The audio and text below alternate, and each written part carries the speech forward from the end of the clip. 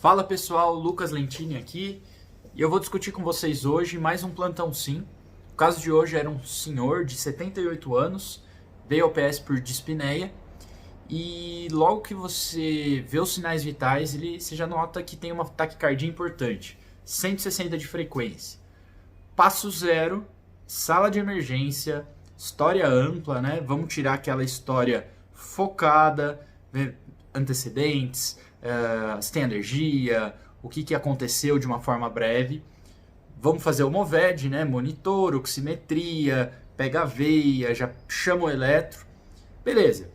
Nessa avaliação inicial você vê um traçado de QRS estreito e irregular.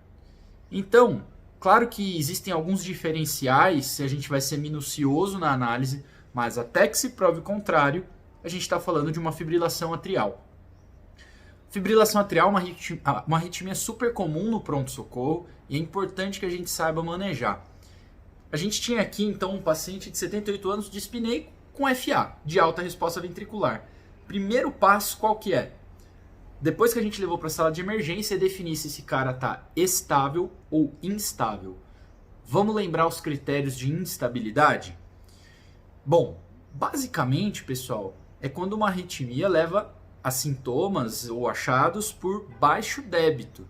Ou seja, o paciente está com dor torácica anginosa, não é aquele desconforto torácico inespecífico, talvez muito associado à palpitação, é uma dor torácica anginosa. O cara está anginando pela taquicardia, pela bradicardia, enfim. Outro sinal, dispneia por congestão pulmonar. Não é qualquer dispneia. O cara está entrando em edema agudo, ele tá ficando com uma EC aguda por conta da arritmia.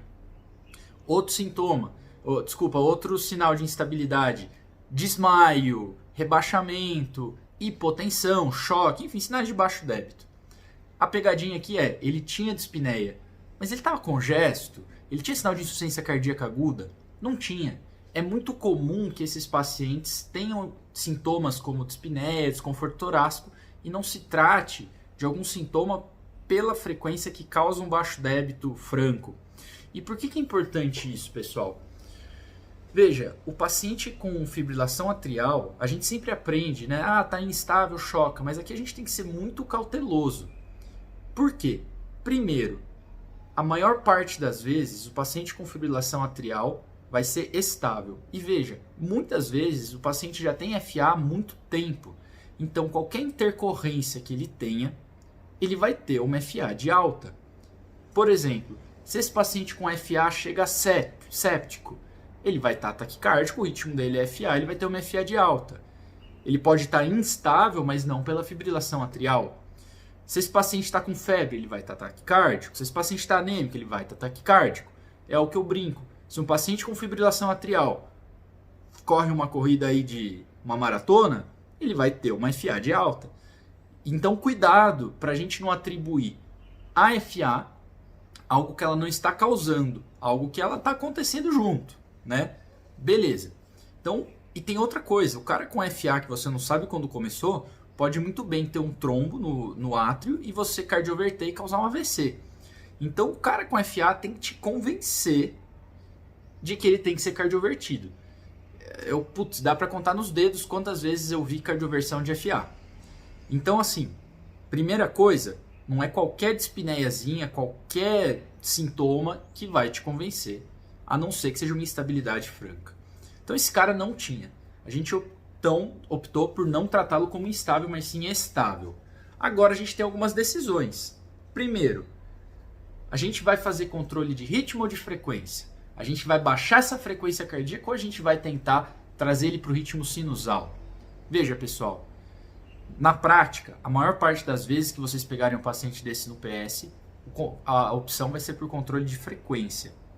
Existem casos específicos que a gente pode optar por controle de ritmo, o cara é estável, mas isso a maior parte das vezes não vai ser feito por você no PS. Isso vai ser uma decisão que vai ser feita pelo especialista e a maior parte das vezes ambulatorial. No PS, a maior parte das vezes a gente vai controlar a frequência. Nesse cara, por que a gente não controlaria o ritmo, né? Veja, o paciente idoso, ele provavelmente já tem doença estrutural, ele é um cara que eu não sei quando começou a FA, então ele tem uma alta chance de ter um trombo no VE. Se eu quisesse controlar o ritmo dele aqui, ele não estando em franca instabilidade, eu precisaria ou de 3 semanas de anticoagulação na faixa, ou de um eco transesofágico, que não é algo que a gente vai fazer agora.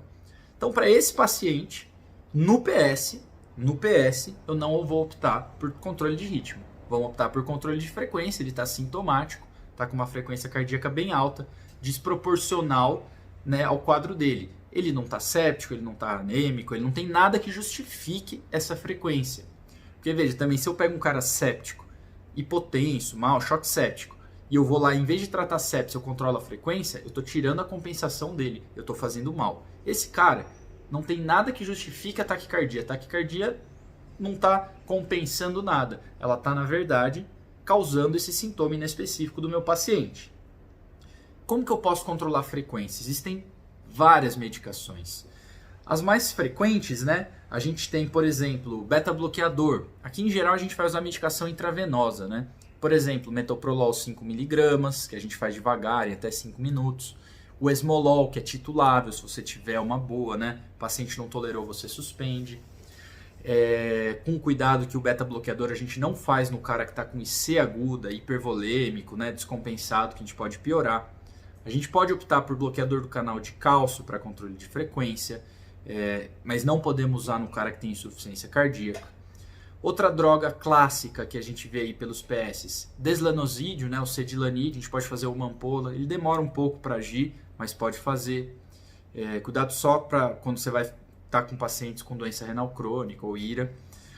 Uma coisa que poucas pessoas fazem, mas que tem uma boa resposta, magnésio. O magnésio intravenoso ele ajuda no controle de frequência muitas vezes. Existe alguma evidência para isso e é super seguro. A gente habitualmente faz 3 gramas, né? Faz 3 ampolas do sulfato de magnésio 10%, 10 ml, dilui em 100 ml de soro e faz rápido, em 15 minutos.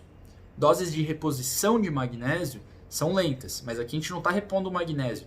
A gente está, de fato, tentando controlar a frequência com o magnésio, então a gente faz em 15 minutos. Super legal de saber. Que mais que eu não falei aqui? Amiodarona. Amiodarona é uma ótima escolha para pacientes críticos, assim como o magnésio que eu acabei de falar. Mas a amiodarona, muitas vezes a gente tem medo, mas será que eu não vou reverter? Lógico, existe um risco sim de reverter, mas é a minoria dos casos. Ainda mais quando a gente faz só o ataque de 300mg, 150mg, tá bom? Então a amiodarona também é uma escolha para controle de ritmo e eventualmente a gente deixa até uma infusão aí de 450, 600, até 1.200mg em 24 horas, mas aí lógico, quando você faz a manutenção, você vai aumentando paulatinamente, gradualmente o risco de você cardioverter esse cara que a gente optou por controle de frequência, tá bom? Então, pessoal, em resumo aqui, a gente até agora levou o cara para o sala de emergência, viu que era FA, optou por controle de frequência, estava estável. Aqui a gente fez o magnésio, fez o metoprolol, controlou bem a frequência. Tá faltando um negócio. O que está faltando? Anticoagulação. Precisa anticoagular esse paciente? Aqui vale igual fora do PS. É Chades-Vasque. Esse cara pontuava, se eu não me engano, era idade, diabetes e era hipertenso. Então ele pontuava aí 4 pontos, né? Tinha mais que 75 anos, 2, diabético e hipertenso, mais 2, 4.